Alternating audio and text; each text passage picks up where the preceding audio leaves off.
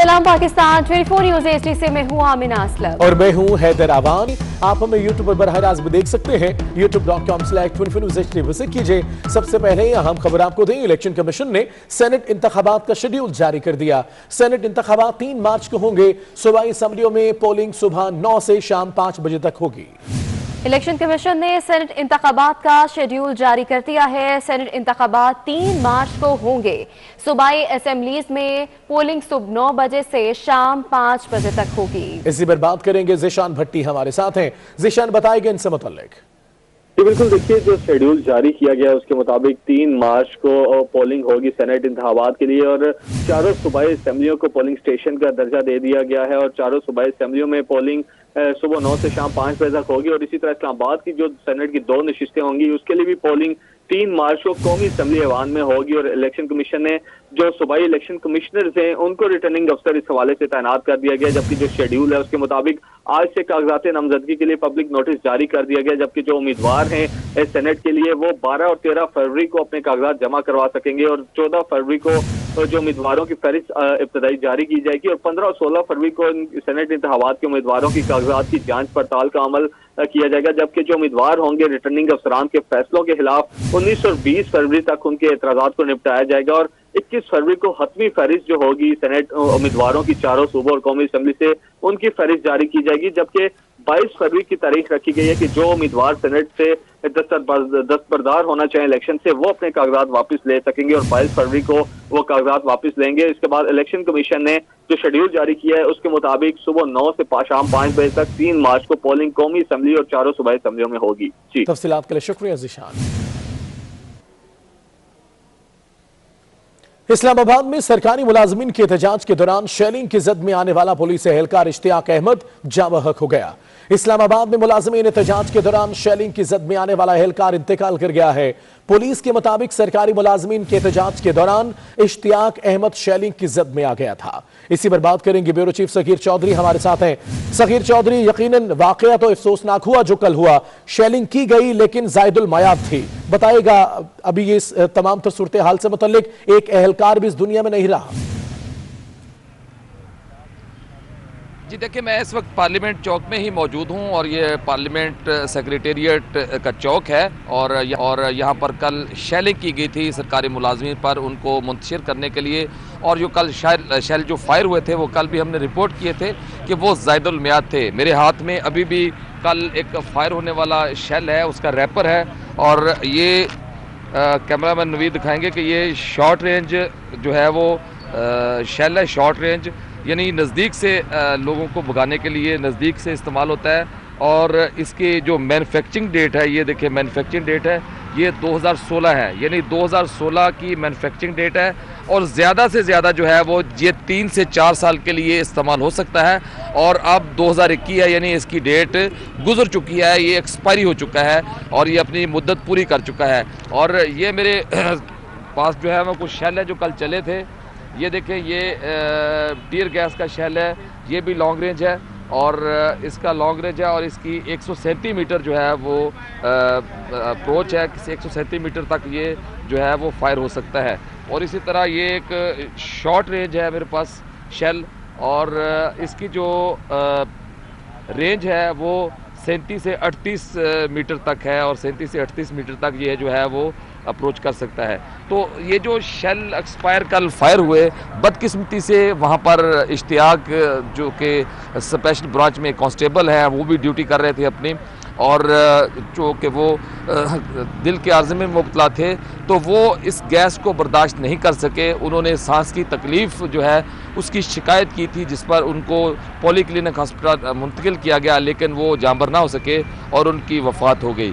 तो अब पुलिस की जानिब से जो मौक़िफ़ सामने आ रहा है, पुलिस का ये कहना है कि उनको दिल का आर्जा था और जो जानलेवा साबित हुआ और उनको दिल का दौरा पड़ा और वो पॉली क्लिनिक में उनको मुंतकिल किया गया, लेकिन उनकी वफ़ात हो गई।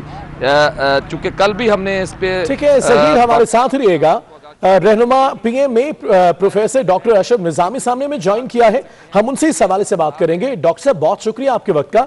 सर, हम पूछना चाहते हैं कि वैसे जो शेलिंग है वो किस हद तक नुकसान देती है अगर ठीक हो तो, लेकिन अगर वही शेल जो है वो एक्सपायर यूज किए जाएं उनकी डेट गुजर चुकी हो, जैसे कि 2015 के यूज किए गए कल के दिन के लिए, वो किस हद तक खतरनाक हो सकते हैं? बहुत बहुत शुक्रिया जी। पहले तो मैं आपके वक्त से भरपूर मतलब अपने एहतजाज रिकॉर्ड करवाना चाहूंगा कि ये जो रियासती तशद्दुद है ये किसी तौर भी मुआशरे के अंदर काबिल कबूल ना है। लोग बेचारे आए थे, क्या वो डिमांड कर रहे थे कि वो अपनी जिंदगी की सहूलियात की खातिर भी क्या अपने जिंदा रहने का हक मांग रहे थे कि अब जिंदगी अजीरन होकर रह गई है। उसके अगेंस्ट ये रियासती तशद्दुद, मैं समझता हूँ कि रियासती इदारों की तरफ से ये तशद्दुद ये कभी तौर पर भी मुआशरे के अंदर काबिल कबूल ना है। आपका ये स्पेसिफिक क्वेश्चन कि एक्सपायर्ड शेल का इस्तेमाल होना, देखिए दीज ऑल आर टॉक्सिक, और जब भी ये टॉक्सिन बढ़ती है तो इंसान की सेहत के लिए यकीनन ये नुकसानदेह है। और एक जो बेचारे सिपाही का किसी इदारे के एक सिपाही की ये डेथ हो जाना, ये इसी की वजह से है कि वो मतलब उसकी अपनी अंडरलाइन कंडीशन थी, जैसे आपने फरमाया था उसको दिल का अर्जा भी था, बाकी चीजें भी थी। और इस गैस के साथ सफोकेशन ही सबसे ज्यादा अहम होती है, जिसके साथ लोग अपनी जान से चले जाते हैं। और हो सकता है कि उनको कोई शेल भी लगा हो, और प्लस ये जो एक्सपायर्ड आप गैसेस का कह रहे हैं कि एक्सपायर्ड शेल थे जो यूज किए, तो मैं समझता हूँ कि इसके अंदर भी जो टॉक्सिन और टॉक्सिक लेवल जो थे दैट वाज वेरी हाई, और उस टॉक्सिक लेवल के हाई होने की वजह से ये जो मौत हुई है उस बेचारे पुलिस वाले की, जो कि वहां पे अपनी ड्यूटी अंजाम दे रहे थे। अच्छा डॉक्टर साहब, ये भी बताइएगा, वैसे भी शेलिंग जो है वो इंसानी जिंदगी पर क्या असरअंदाज करती है? ये तो एक्सपायर थे, लेकिन अगर एक शेलिंग आप कर रहे हैं आम आवाम पर, निहित जो वर्कर्स पे थे, अगर वो एक्सपायरी में नहीं है तो वो कितना इंसानी जिंदगी पर असरअंदाज करती है? देखिए अभी ये जो मतलब आंसू गैस जिसको हम कहते हैं, ये शेलिंग है, दीज आर आउटडेटेड नाउ, मतलब मैनर्स के जो भी डिसिप्लिन लाने के लिए, सो कॉल्ड डिसिप्लिन लाने के लिए, या हजूम को मतलब एक तरफ से खत्म करने की खातिर जो इस्तेमाल किए जाते हैं एजेंसीज की तरफ से, ये दुनिया के अंदर अब ऐसा नहीं है। अब वाटर कैनन है, पानी का इस्तेमाल हो जाता है, बाकी और बैरियर्स हैं वो लगाई जाती हैं, पहले बढ़ने ही नहीं दिया जाता। तो देयर आर डिफरेंट साइंटिफिकली दुनिया के अंदर वो चीजें हैं जो कि इस वक्त इस्तेमाल की जा रही हैं। लेकिन पाकिस्तान बदकिस्मती से हम दुनिया से वैसे कोई 100 साल पीछे हैं, और जब दुनिया की एक्सपायर्ड चीजें यहाँ पे इस्तेमाल की जाती हैं, और आप समझते हैं कि ये सारे जो non scientific in human attitude और इन ह्यूमन हमारे एक्शन जो वो इस्तेमाल के अंदर रहती हैं। नॉर्मल भी गैसेस की खातिर ये जो शेल इस्तेमाल किए जाते हैं, इनके साथ आपकी नजर के ऊपर, आपके लंग्स के ऊपर ये डायरेक्टली इफेक्ट करते हैं। और मोर ओवर कि अगर ये मतलब एक्सपायर्ड तो क्या, अगर मैं समझता हूँ अगर नॉर्मल भी हूँ तो कभी आपको इत्तेफाक हुआ हो इस जलसे जुलूस के अंदर ऐसे जहाँ पे ये आंसू गैस इस्तेमाल की जाती है, और उसका एक खास क्वांटिटी है कि उससे अगर बढ़ के इस्तेमाल करेंगे तो ये हवा के अंदर और वहाँ पे जो लोग मौजूद होते हैं उनके अंदर ये बढ़ने के साथ उनके ऊपर ज्यादा नुकसानदेह और ज्यादा असरात होती है, जिससे मेजोरिटी जो होता है कि आंखों के अंदर जो है आपको जलन महसूस होती है। जलन महसूस होने के साथ आपको चंदियापन और नजर नहीं सही तरीके से आता, और उसके लिए सबसे बढ़ के जो है दैट इज द लंग्स। और जाहिर है कि जब आप गंदी हवा के साथ आप इनहेल करते हो तो इनहेल करने के साथ साथ आपके बाकी आज़ा भी से मुतासिर होते हैं। सो इट इज रिगार्डलेस कि आप इसको एक्सपायर्ड यूज कर रहे हो या मतलब वैलिड उसके साथ यूज कर रहे हो, इनका इस्तेमाल ही कोई अच्छा इस्तेमाल नहीं है। ये हुकूमती जो है इदारे, उनकी तरफ से कोई अच्छी पेशबंदी नहीं है उन एजुकेशन को रोकने के लिए भी, उन जलसे जुलूसों को रोकने के लिए भी कि इसका इस्तेमाल किया जाए। दुनिया के अंदर आप शाज़ो नादर देखेंगे कि जहाँ लोग बहुत ज्यादा वाइब्रेंट हो जाते हैं, जहाँ बहुत ज्यादा कंट्रोल करना मुश्किल हो जाता है। अमेरिका के अंदर जैसे अभी आपने देखा कि ट्रम्प साहब के जो तहरीक चली थी उसके अंदर, तो then it is been under use. लेकिन ये कि एक मतलब बेचारे लोग जो मुलाजमीन तबका है उसके साथ आप करके और आंसू कैसे इस्तेमाल करें, ये यकीनन नाअहली है इन इदारों की कि जिन्होंने उसको सिक्योरिटी भी फराहम कर दी। ठीक है डॉक्टर अशरफ निजामी साहब, आपने वक्त दिया, बहुत शुक्रिया। आगे बढ़ते हैं, आपको बताएं इसी हवाले से इस्लामाबाद पुलिस एहलकार की मौत जायदुल मयात टीयर गैस के इस्तेमाल से हुई है। सीनियर सहाफी तज्जियाकार हामिद मीर का ट्वीट पैगाम में कहना है कि पुलिस एहलकार इश्तियाक सिविल सेक्रेटरीट के बाहर तैनात था, इसके साथियों ने मुजाहिरीन के खिलाफ जायदुल मयात टीयर गैस इस्तेमाल की।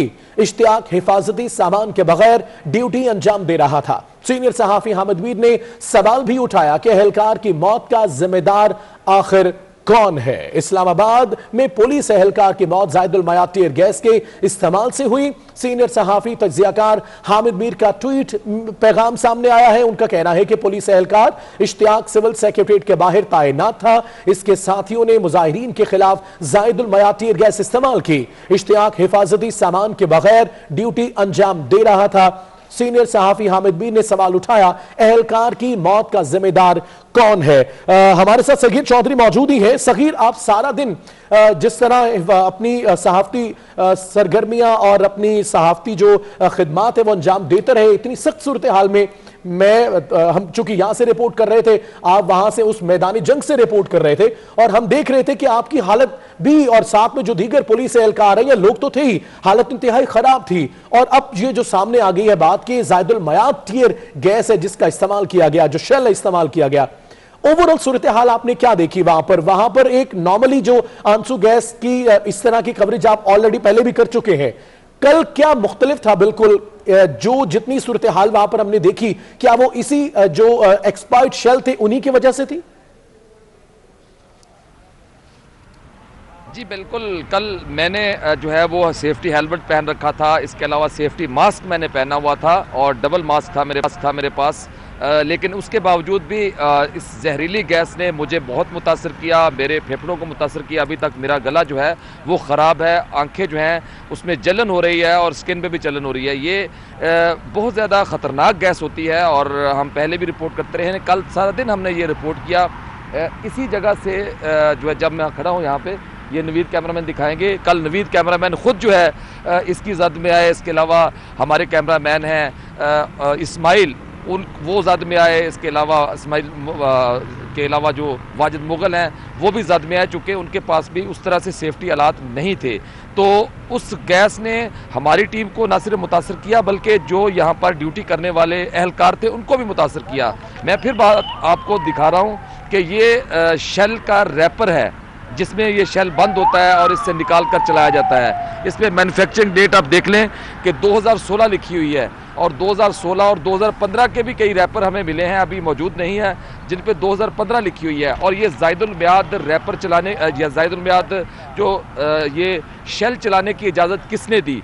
यहाँ पर ADCG मौजूद थे, हमने उनसे जब सवाल किया तो वो जो है वो अपना डिफेंड कर रहे थे। अब ये एक कांस्टेबल जो कि एक बेचारा लो दर्जे का मुलाजिम है पुलिस में, इसकी सुनवाई कौन करेगा? और पुलिस बार बार ये कह रही है कि ये दिल के आर्जे में मुब्तला था। हालांकि वो दिन भर यहाँ पर ड्यूटी करता रहा, उसके पास इतने सेफ्टी हालात नहीं थे और उसको दिल की तकलीफ भी थी और उसकी उम्र भी बहुत ज़्यादा नहीं थी, 53 साल तकरीबन उसकी उम्र बताई जाती है।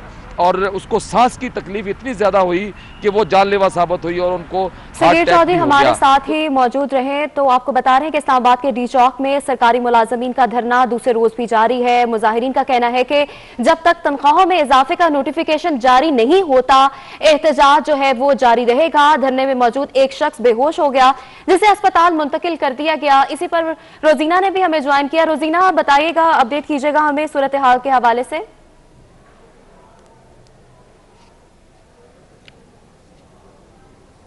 जी बिल्कुल, देखिए इस्लामाबाद डी चौक में इस वक्त भी यही सूरत हाल है कि मुजाहिरीन की बड़ी तादाद यहाँ पर है। कई मुजाहिरीन यहाँ से इस्लामाबाद प्रेस क्लब गए हैं। उनका कहना था कि कायदीन की वहाँ पर प्रेस कॉन्फ्रेंस है, लेकिन उनका ये कहना है कि ये जो इस्लामाबाद डी चौक मकाम है, यहाँ से वफाकी हुकूमत पर प्रेशर डालना आसान है। यहाँ से आवाज़ हम बासानी ऐवान तक पहुँचा सकते हैं, क्योंकि ये जो मेन चौक है डी चौक, यहाँ से दूसरी तरफ वो ऐवान है, इक़्तिदार है, वहाँ पर ऐवान बाला है, ऐवान ज़हरी है। तो यहाँ से इनका ये मानना है कि यहाँ से हम अपनी पुरजोर आवाज़ वहाँ तक पहुँचा सकते हैं। इनका कहना है कि जब तक नोटिफिकेशन नहीं होता नहीं जाते। इसमें एक और भी बात है कि कई जो है मुलाजमीन, जो सरकारी मुलाजमीन है जो दूसरे सूबों से आए हुए हैं, ख़ासतौर पर यहाँ पर खैबर पख्तूनख्वा की अगर बात करें, जहाँ पर सबसे ज़्यादा वोट बैंक है वफाकी हुकूमत, मौजूदा हुकूमत का सबसे ज़्यादा वहाँ पर वोट बैंक रहा, वज़ीर आज़म का वोट बैंक रहा, और वो यहाँ पर मुलाजमीन शिकवा कर रहे हैं। उनका कहना है कि अगर हमारा नोटिफिकेशन नहीं होता, हमें ज़बानी दावों पर टरखाया जाता है तो ये काबिल कबूल नहीं होगा।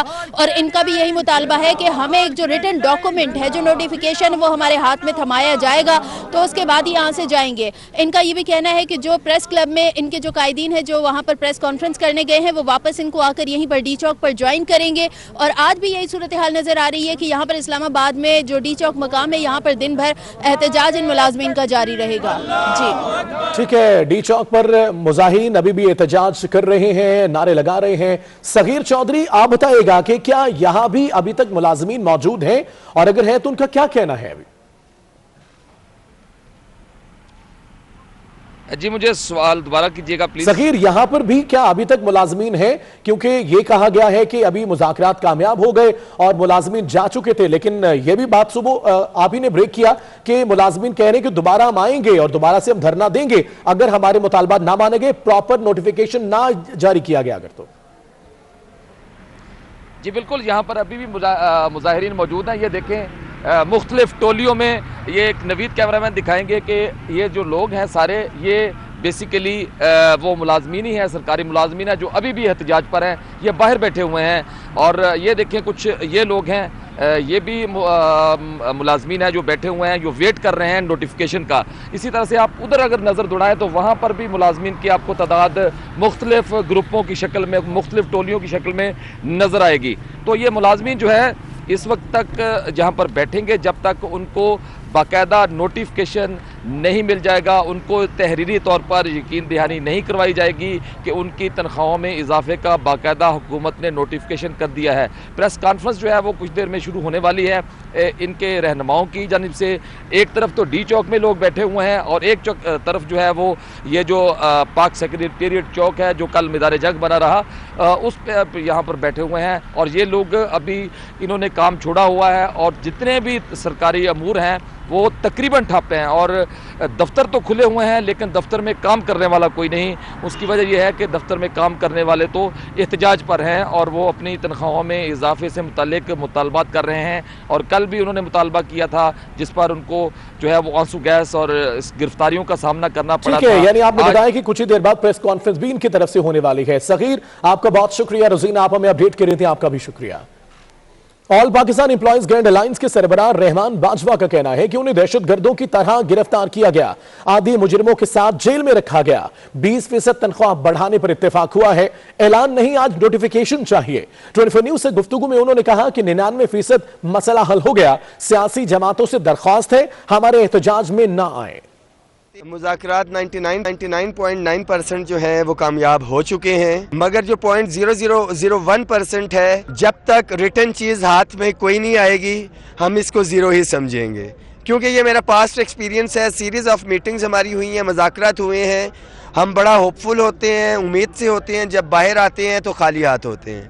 इस दफ़ा हमने ये डिसाइड किया था कि जब तक नोटिफिकेशन हाथ में नहीं आएगा हम प्रोटेस्ट करेंगे। मगर मीडिया से भी मेरी रिक्वेस्ट है और आपके तवज्जुह से जो सियासी कायदीन है, मेरी एक दफ़ा फिर रिक्वेस्ट है कि खुदारा ये मुलाजमीन का प्रोटेस्ट है, मुलाजमीन का एहतजाज है, इससे सियासी उखाड़ा ना बनाएं। और कल पता लगा है कि मोहसिन दावर साहब यहाँ पे आए थे जो कि फ़ौज के ख़िलाफ़ बयानात वगैरह भी देते रहते हैं गवर्नमेंट के हवाले से भी। मेरे लिए बड़ी परेशानी का बायस था, हम यहाँ पे होते तो हम उन्हें समझाते। ये मुलाजमीन का एहतजाज है, मुलाजमीन गैर सियासी थे, गैर सियासी हैं, गैर सियासी रहेंगे। इस्लामाबाद में सरकारी मुलाजमीन पर तशद्दुद के खिलाफ लाहौर के सरकारी महकमों के मुलाजमीन सरापा एहतजाज है। दफ्तर की तालाबंदी करके नारेबाजी की जा रही है। मजीद क्या सूरत हाल है जान लेते हैं अली रामे से। अली, बताइएगा। जी बिल्कुल, सरकारी मुलाजमीन इस्लामाबाद में एहतजाज कर रहे हैं और कल जो एहतजाज किया गया उसमें मुलाजमीन पर पुलिस की तरफ से तशद्दुद हुआ और तो तशद्दुद के खिलाफ आज पंजाब के सूबाई महकमों में बाकायदा ऑल पाकिस्तान क्लर्क एसोसिएशन की तरफ से कलम छोड़ हड़ताल का ऐलान किया गया है। और मैं इस वक्त हाउसिंग डिपार्टमेंट में मौजूद हूँ, यहाँ पर भी ऑल पाकिस्तान क्लर्क एसोसिएशन की जानिब से धरना जारी है और ये पूरे पीछे आप देख सकते हैं कि जो जगह पे लोग बैठ चुके हैं और धरना दे दिया और नारेबाजी की जा रही है। तो इस वक्त हमारे साथ मौजूद है जनरल सेक्रेटरी लाहौर डिवीज़न एपका एमज़ियाउल्लाह चौधरी। उनसे बात करते कि आज के धरने की वजह क्या है। हमारा प्रोटेस्ट तो इस्लामाबाद में बहुत पुरअमन था, मैं चूँकि वहाँ पे ख़ुद मौजूद था उसमें, तो हमारे मुलाजमीन जो हज़ारों की तादाद में थे बड़े पुरअमन तरीके से रैली लेके आ रहे थे कि अचानक उनके ऊपर आंसू गैस की शेलिंग इस कदर की गई कि वो लोग, उनमें से बेशुमार दोस्त जो हैं वो ज़ख्मी हुए, बेशुमार दोस्त जो हैं वो हॉस्पिटलाइज हुए, और ख़वातीन ख़ास तौर पे वो भी बेचारी बेहोश हुई। तो इस जालिमाना जाबिराना तर्ज अमल पर और उनके इस बिहेवियर पर हम आज पूरे लाहौर के दफातर में प्रोटेस्ट कर रहे हैं, ख़ास तौर पर वज़ीर दाखिला के ख़िलाफ़ कि आप जब अपोजिशन में थे तो आप स्टेज पर चढ़कर कैसे कैसे नारे लगाते थे, कैसे कैसे दावे और वादे करते थे। आज हम एक जमहूरी तरीके से, हमें जो आईन ने हमें हक दिया है, हम उस हक को अडॉप्ट करते हुए अपने हकूक़ की खातर महंगाई के तनासब से तनख्वाहों के इजाफा के लिए और दीगर जो हमारा चार्टर ऑफ डिमांड है उसकी मंजूरी के लिए हम आपके इस्लामाबाद आए हैं और पूरे रमन एहतजाज कर रहे हैं। तो आपने एक नाजी तर्ज अमल अपनाते हुए इन गरीब मुलाजमीन पर इस कदर आंसू गैस की शैलिंग की है। जी बिल्कुल, आपने बात सुनी। जो सरकारी मुलाजमीन हैं वो आप सरापा एहतजाज हैं। कल जो मुलाजमीन के ऊपर तशद्दुद हुआ और आज हुकूमत पंजाब के ख़िलाफ़ भी एहतजाज किया जा रहा है, जहाँ पर चेक किया जा रहा है कि कौन से मुलाजमीन हाजिर हैं सूबाई महकमों में, कौन नहीं। लेकिन उसी पर महकमा हाउसिंग में यह एहतजाज जारी है और न सिर्फ महकमा हाउसिंग बल्कि दीगर सरकारी महकमों में भी मुलाजमीन आज सरापा एहतजाज हैं। जी अली रामे, बहुत शुक्रिया अपडेट करने के लिए। यहाँ वक्त हुआ एक ब्रेक का, हमारे साथ रहिए। बिजली की कीमतों में मजीद इजाफा कर दिया गया है। नेपरा ने बिजली की कीमतों में 83 पैसे फी यूनिट इजाफे करने की मंजूरी दे दी है। बिजली की कीमतों में इजाफा तिमाही बुनियादों पर किया गया है। बिजली की कीमतों में इजाफा 2019 से 20 के लिए एडजस्टमेंट की मद में किया गया। सारिफीन पर 84 अरब रुपए का इजाफी बोझ पड़ेगा। इसी पर मजीद तफसीलात अवैस कयानी से जान लेते हैं। अवैस, अपडेट कीजिएगा हमें। 83 पैसे फी यूनिट इजाफे की मंजूरी दी है हुकूमत ने और इसका जो फैसला है वफाकी हुकूमत को भिजवा दिया है। वफाकी हुकूमत की मंजूरी के बाद इस पर इतलाक होगा। 83 अरब रुपए का इम्पैक्ट आएगा। 10 तकसीम कर कंपनियां जो है ये बोझ बर्दाश्त करेंगी अगर ये इजाफा पास ऑन किया जाता है। सरमाई एडजस्टमेंट की मद में जो है ये इजाफा दिया गया है। 19 और 20 अप्रैल की जो है सरमाई एडजस्टमेंट उसकी मद में इजाफा दिया गया है। याद रहे कि नेपरा ने इस हवाले से समाअत की थी और जो दरख्वास्त आई थी उस पर 83 पैसे फी यूनिट जो है बिजली मजीद महंगी करने की मंजूरी दे दी है और इसका जो फैसला है वो हुकूमत करेगी। वफाकी काबीना से मंजूरी के बाद इसका नोटिफिकेशन पावर डिवीजन करेगा और उसके बाद 10 तकसीमकार कंपनियां जो है ये इजाफी बोझ बर्दाश्त करेंगी। जी बहुत शुक्रिया। और अब आपको बताएं, सिंध काबीना ने गंदम की इमदादी कीमत में 600 रुपए फी मन इजाफा कर दिया। रवा साल 14 लाख मैट्रिक टन गंदम खरीदारी करने की मंजूरी दी गई। फी मन 2000 रुपए गंदम खरीदी जाएगी। तो आपको बता रहे हैं, सिंध काबीना ने गंदम की इमदादी कीमत में 600 रुपए फी मन इजाफा कर दिया है।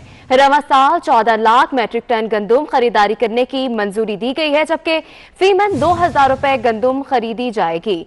तो आपको अपडेट कर रहे हैं अहम खबर से। सिंध काबीना ने गंदम की इमदादी कीमत में 600 रुपए फी मन इजाफा कर दिया है। रवा साल 14 लाख मैट्रिक टन गंदम खरीदारी करने की मंजूरी भी दी गई है, जबकि फी मन 2000 रुपए गंदम जो है वो खरीदी जाएगी। तो इस तरह मंजूरी दी गई है और 600 रुपए फी इजाफा मन जो है वो कर दिया गया है। इसी पर मजीद तफसीलात जान लेते हैं आजाद नोड़ियों से। आजाद, अपडेट कीजिएगा। जी बिल्कुल, सिंध काबीना का अहम इजलास इस वक्त वज़ीर सिंध सैयद मुराद अली शाह की ज़ेर सदारत जारी है, जिसमें वज़रा, मुशीर और मुख्तलिफ महकमों के अफसरान शरीक हैं। इस इजलास में एजेंडा के मुताबिक इस वक्त सिंध सरकार ने गंदम का खरीदारी टारगेट जो है 14 लाख मीट्रिक टन मुकर करने मंजूर दे दी है। इसके साथ साथ गंदम की इमदादी कीमत जो है वो 600 रुपये फी मन बढ़ाकर 2000 रुपये कर दी है। गुज़िश्ता बरस गंदम की इमदादी कीमत 1400 रुपये फी मन थी। सिंध सरकार ने जो है मार्च से बाज़ाब्ता तौर पर गंदम खरीदारी करने का फैसला कर लिया है। इस हवाले से सिंध हुकूमत के पास इस वक्त 8 लाख मीट्रिक टन। जी आजाद, बहुत शुक्रिया अपडेट करने के लिए। वज़ीर आज़म की जानिब से अरकान असम्बली को तरक्याती फंड जारी करने का यह केस सिंध हुकूमत ने सेक्रेटरी खजाना के दस्तखत के साथ तहरीरी जवाब सुप्रीम कोर्ट में जमा करा दिया। जवाब में कहा गया है कि सिंध हुकूमत ने किसी रुकन असम्बली को तरक्याती फंड जारी नहीं किया। अरकान असम्बली को तरक्याती फंड आइन और सुप्रीम कोर्ट के फैसले के मुताबिक जारी किया गया है। इसी पर बात करेंगे। अमानत गशकोरी हमारे साथ हैं। अमानत, बताएगा इस अदालती कार्रवाई से मुताल्लिक। जी, वज़ीर आज़म इमरान खान की जानिब से तरक्याती फंड देने के खिलाफ सुप्रीम कोर्ट ने जो नोटिस किया था उसमें सिंध हुकूमत ने तहरीरी जवाब सुप्रीम कोर्ट में जमा करा दिया है। अदालत की जानिब से ये हुक्म दिया गया था कि सूबाई सेक्रेटरी खजाना के दस्तखत के साथ सिंध हुकूमत तहरीरी जवाब सुप्रीम कोर्ट में जमा कराए, जो कि जमा करवा दिया गया। और सिंध हुकूमत ने यह मौक़िफ़ अख्तियार किया है कि सिंध हुकूमत की जानिब से किसी भी रुकन असम्बली को ताहाल कोई तरक्याती फंड जारी नहीं किया गया, और अगर तरक्याती फंड जारी किए भी गए तो वो आइन, कानून और सुप्रीम कोर्ट के फैसलों के मुताबिक जारी किए जाएंगे। और तरक्याती फंड किसी भी रुकन को देने से पहले उसे असम्बली में पेश किया जाएगा, बहस होगी, और बहस के बाद तरक्याती फंड जो है वो जारी किए जाएंगे। गुज़िश्ता रोज समाज हमारा तफसीलात के लिए शुक्रिया। कोरोना के बाद सरकारी स्कूलों में बच्चों का इम्तिहान 4 शिफ्टों में लिया जाएगा। पहली से 8वीं क्लास तक इम्तिहान मई के आखिरी हफ्ते में लिया जाएगा। मजीद शेड्यूल क्या है, जुनेद रियाज से बात करते हैं। जुनेद बताएगा क्या शेड्यूल मुकर्रर किया गया इम्तिहानात का? जी, लाहौर समेत सुबह भर के सरकारी स्कूलों में इम्तिहानात के हवाले से शेड्यूल जारी कर दिया है। और सरकारी स्कूलों में क्योंकि बच्चों की तादाद ज़्यादा होती है तो बच्चों का इम्तिहान जो है वो 4 शिफ्टों में जो है वो लिया जा सकेगा। और जहां पर बच्चों की तादाद कम होगी वहां पर 2 या 3 शिफ्टों में भी इम्तिहान लिया जा सकेगा। इम्तिहान जो है 1 घंटे का लिया जाएगा, जिसमें 25 सवालात जो हैं वो बच्चों को दिए जाएंगे और हर सवाल 2 नंबर का होगा। पहली से दूसरी जमात के तलबा का जो इम्तिहान होगा वो ज़ुबानी लिया जाएगा और बच्चों से ज़ुबानी सवाल जवाब जो है वो किए जाएंगे। जबकि तीसरी जमात से 8वीं जमात तक के तलबा को मारूज़ी इम्तिहान जो है उनका लिया जाएगा। और इम्तिहानात के लिए बच्चों को 1 घंटे का वक्त जो है वो दिया जाएगा। क्योंकि सरकारी स्कूलों में बच्चों की तादाद कहीं पे 1000 और कहीं पे 3000 भी है, तो इस हवाले से जो इम्तिहान है उनका शिफ्टों में भी लिया जा सकेगा। और इस हवाले से 1 घंटे का वक्त जो है वो बच्चों को दिया जाएगा। और इस हवाले से तमाम अथॉरिटीज़ को हदायत जारी कर दी गई हैं कि इम्तिहानात के हवाले से तैयारियां मुकम्मल करें। और सवालिया पेपर जो है वो पंजाब एग्जामिनेशन कमीशन की जानिब से जो है वो ईमेल किया जाएगा और स्कूल सरबराहान उसको फ़ोटोकॉपी करवा कर जो है वो बच्चों को फराहम करेंगे। और इस हवाले से तमाम अथॉरिटीज़ को हदायत जारी कर दी गई कि मई के आखिरी हफ्ते में जो है वो बच्चों को इम्तिहानात के हवाले से तैयारियां कराएं। और स्कूलों में क्योंकि उससे कबल मैट्रिक के और इंटर के इम्तिहानात भी होने हैं, तो उस हवाले से जो स्कूल में जो है वो जगह मुख्तस करें ताकि बच्चों के सालाना इम्तिहानात मई के आखिर में मुनक्कद कराए जा सकें। जी, बहुत शुक्रिया। और अब आपको बताएं, पेशावर में नामालूम अफराद की जानिब से एक और ख्वाजा सरा को तशद्दुद का निशाना बनाया गया। ख्वाजा सरा के बाल काट दिए और गैर अखलाकी वीडियो भी बनाई गई। इसी पर मजीद तफसीलात अजमत अली शाह से जान लेते हैं। अजमत, एक और ख्वाजा सरा को तशद्दुद का निशाना बनाया गया है, क्या तफसीलात हैं? जी बिल्कुल, एक और ख्वाजा सरा पेशावर में तशद्दुद का निशाना बना है। ख्वाजा सरा नैना को कल रात नामालूम अफराद की जानिब से तशद्दुद का निशाना बनाया गया। ख्वाजा सरा नैना के बाल भी काटे गए और गैर अखलाकी वीडियो भी बनाई गई। ख्वाजा सरा नैना को प्रोग्राम से वापसी पर नामालूम अफराद ने अगवा किया था और नामालूम मकाम पर मुंतकिल करके उनसे बाल भी काटे गए थे और मोबाइल से इसकी गैर अखलाकी वीडियो भी बनाई थी। ताहाल फकीराबाद पुलिस मुल्जिमान को गिरफ्तार करने में नाकाम रही है, जिसके हवाले से ख्वाजा सरा कम्युनिटी जो है वो सरापा एहतिजाज है। जी जी असमत, बहुत शुक्रिया।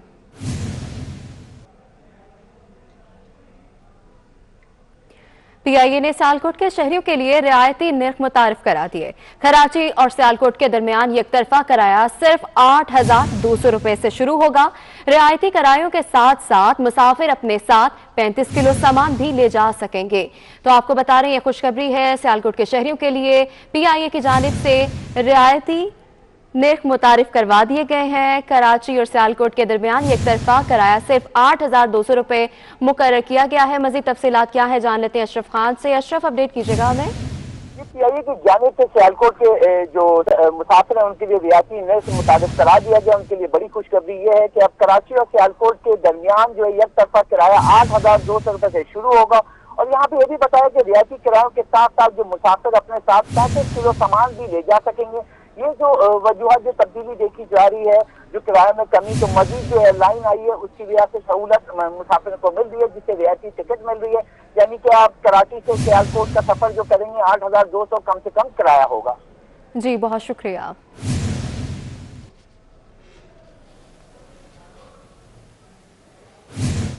कराची में मुर्गी का गोश्त और अंडे मनमानी कीमत पर फरोख्त किए जाने लगे हैं। मुर्गी का गोश्त 214 की बजाय 380 तक और अंडे 115 की बजाय 150 रुपए फरोख्त किए जा रहे हैं। हबीब खान से जानते हैं, हबीब आखिर क्या वजह इस महंगाई की?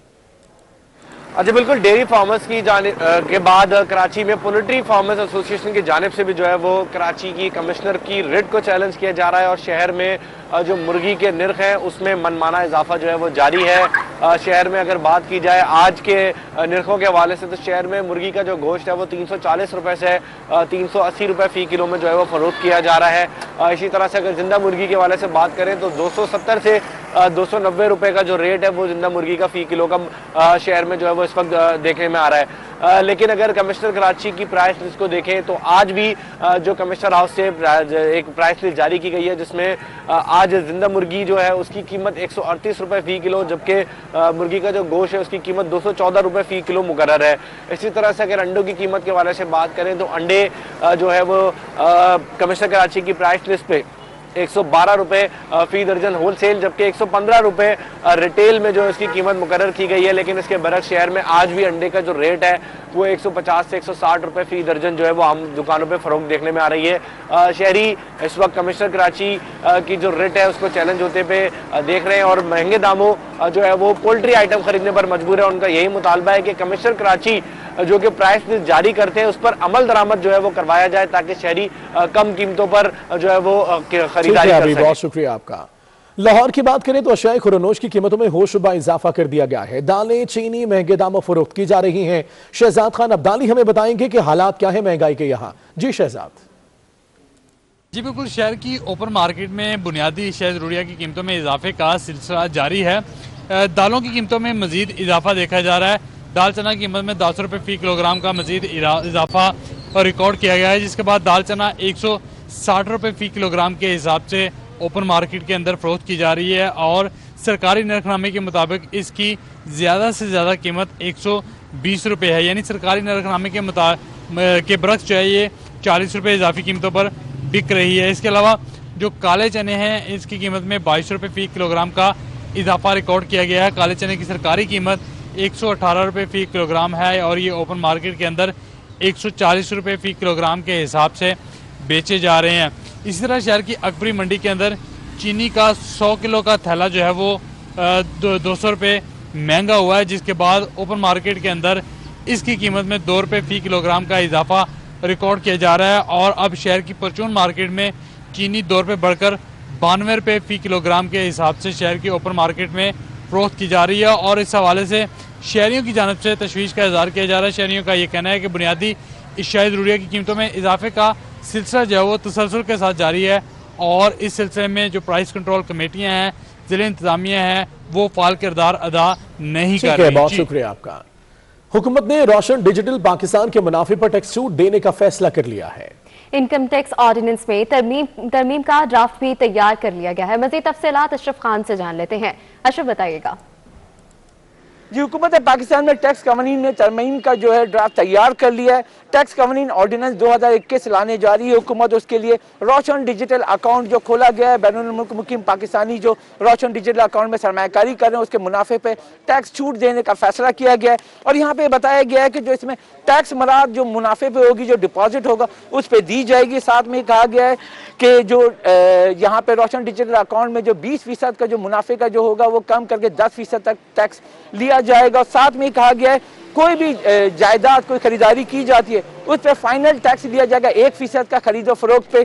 इसके साथ साथ जो टैक्स रिडक्शन रेट जो है 20% से 10% करने का कहा जा रहा है। जो कि नया पाकिस्तान सर्टिफिकेट खरीदेगा उस पर जो मुनाफा होगा उस पर 20% के बजाय 10% जो है मुनाफे पर टैक्स देना होगा। साथ साथ रोशन डिजिटल अकाउंट का ये भी बताया गया है कि बैनुल मुकीम पाकिस्तानी है जायदाद के साथ सर्टिफिकेट में जो सरमायाकारी करेंगे उस पर टैक्स मराद मिलेगी और साथ में उनको एक्टिव टैक्स लिस्ट में शामिल किया जाएगा। उनको गोशवारे जमा कराने की जरूरत नहीं होगी ताकि वो कम से कम जो रेट है उसका फायदा हासिल कर सकें। और सबसे इंपॉर्टेंट चीज जो इस्लामिक नया पाकिस्तान सर्टिफिकेट कंपनी लिमिटेड है उसमें corporate income tax, minimum tax on turnover पे। और ब्रेक के बाद खुशामदीद कहेंगे। कराची से 5 रोज कबल लापता होने वाली बच्ची का सुराग न मिल सका, वालिदैन ने थाना डाक्स में बच्चे के गवाह की दरख्वास्त जमा करा दी। मजीद तफसीलात जान लेते हैं दानियाल सैयद से जो कि मुतासरा वालिदैन के साथ मौजूद हैं। दानियाल बताइएगा।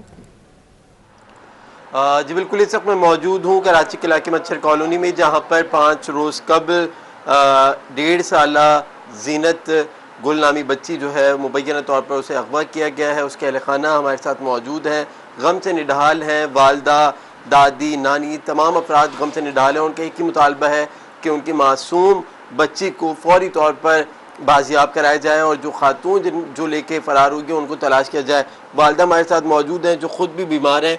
क्या कहना चाहेंगी आप, किस तरीके से वाक़या हुआ है? मेरी बेटी है 1 साल की, जन्नत नाम है उसका, जन्नत बीबी। यहाँ पर स्टार 1 स्कूल से लेके गई है एक औरत ने लेके गई है। अब इतवार की 6:30 बजे तक उसको लेके गई है। अभी 5-6 दिन है, उसका कोई पता नहीं चला। मुझे बस मेरी बेटी चाहिए। मुझे किसी के साथ मुझे क्या दुश्मनी नहीं है, कि मेरी क्या दुश्मनी नहीं है। अच्छा ये बताइए, अगर कोई खातून जिन्होंने अगवा किया है उसको वो देख रही होंगी तो उनसे क्या कहेंगी आप? मैं उससे यही कहना चाहती हूँ कि मुझे मेरी बेटी लौटा दे। जो मांग रही है, जो भी, मैं सब कुछ देने के लिए तैयार हूँ, बस मुझे मेरी बेटी चाहिए। जी बिल्कुल, ये जन्नत गुल जो 1.5 साल की बच्ची है जिसे अगवा किया गया है, उसकी वालिदा है, उनका कहना है कि उनको उनकी बेटी को लौटा दिया जाए। वालिदा हैं, जज्बात हैं इनके। पुलिस हुकाम का कहना है कि इस हवाले की तहकीकात कर रहे हैं। मुख्तलिफ जावियों से अतराफ़ के जो इलाके हैं वहाँ पर भी पुलिस ने और अहल खाना ने इश्तिहार बच्ची के लगाए हैं, तहकीकात की जा रही है। ये मच्छर कॉलोनी का जो इलाका है यहाँ पर CCTV कैमरे नस्ब नहीं है, जिसकी वजह से तहकीकात में और बच्ची को बाजियाब कराने में पुलिस हुकाम को मुश्किलात का सामना करना पड़ रहा है। ठीक है दनियाल सैयद, बहुत शुक्रिया आपका। पाकिस्तान और जनूबी अफ्रीका के दरमियान पहला T20 मैच आज शाम कज़ाफी स्टेडियम लाहौर में खेला जाएगा। मैच के हवाले से तैयारियां मुकम्मल कर ली गई हैं। मजीद कितनी तैयारियां की गई हैं जान लेते हैं शहबाज अली से। जी शहबाज, बताइएगा। जी बिल्कुल, इस समय कदाफी स्टेडियम के बाहर मौजूद हैं और यहाँ पर आज पाकिस्तान और जनूबी अफ्रीका की टीमों के दरमियान पहला T20 मैच खेला जाएगा। 3 T20 मैचेस की ये सीरीज़ है।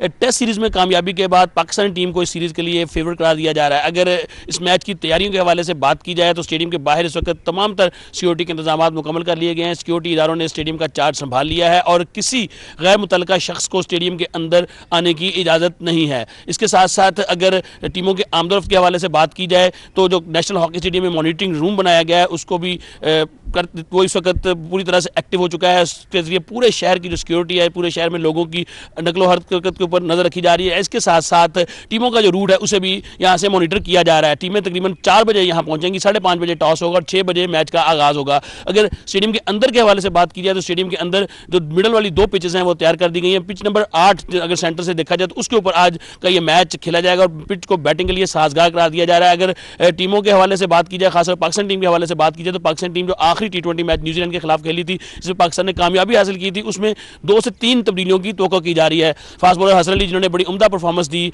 हालिया जो टेस्ट सीरीज बहुत शुक्रिया आपका। न्यूज़ स्टूडियो से फिल्म कितना है।